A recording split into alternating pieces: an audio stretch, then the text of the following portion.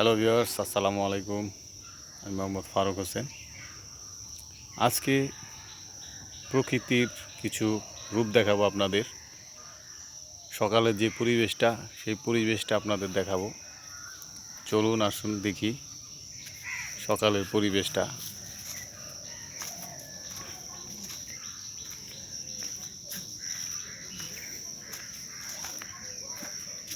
বাঁশঝাড়ের মধ্যে দিয়ে যাচ্ছি। অসংখ্য বাঁশ দেখুন।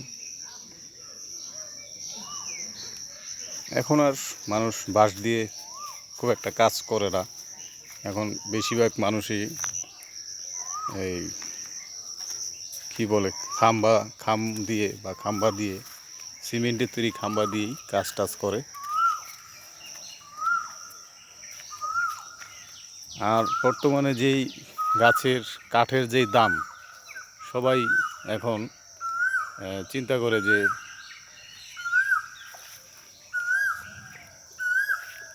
টিন কাঠের ঘরের থেকে বিল্ডিং দিয়েই ভালো। টিন কাঠের ঘর দিতে গেলে ভালো করে আপনার ভালো কাঠ দিয়ে দিতে গেলে অনেক টাকা খরচ পড়ে যায়, প্রায় 10-12 লাখ।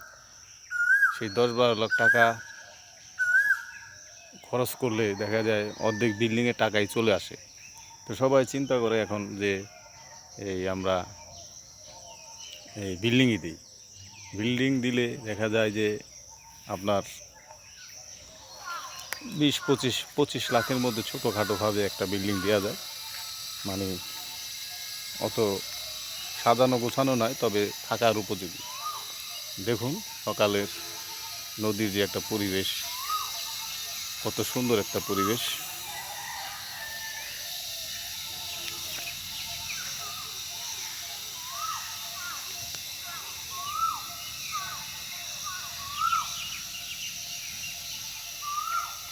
নদীতে জোয়ার এসেছে। জোয়ারের পানির কারণে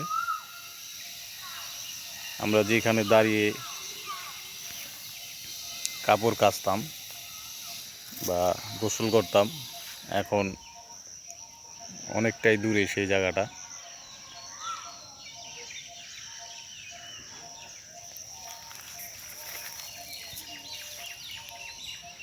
দেখুন পরিবেশ।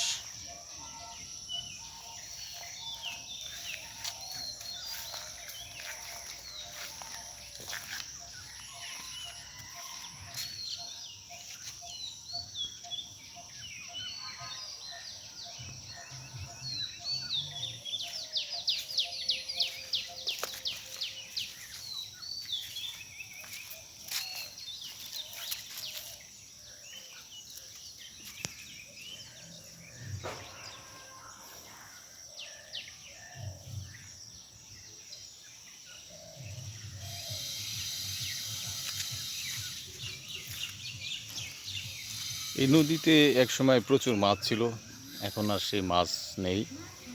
এই নদীর সংযোগী স্থল মোটামুটি আপনার পদ্মার সাথে একটা কানেকশন আছে, কিন্তু সুইচ গেটটা একটু অন্যদিকে হয়। নদীর মুখে সুইচ গেট নাই, যার জন্যে এই নদীটি প্রায় মৃতপ্রায়। এবং পদ্মার যে পানিটা, সেই পানিটা যেখান দিয়ে আসার কথা সেখান দিয়ে আসে না, অনেকটা পথ ঘুরে আসে। অনেকটা পথ ঘুরে আসতে আসতে দেখা যায় যে এই নদীটায় মাছ পরিপূর্ণ আসে না, পানিও উপযুক্ত পানিটাও আসে না। তো ঠিকমতো পানিটা যদি পদ্মার পানিটা আসতো, তাহলে হয়তো বা এই কিছু মাছ দেখা যেত। এখন কিছু মাছ আছে, পুঁটি মাছ, ছোটোখাটো মাছগুলি, কই মাছ, কিছু কিছু মাছ জেলেরা ধরে।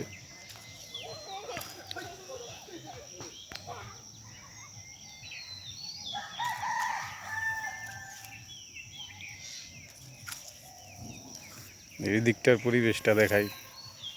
দেখুন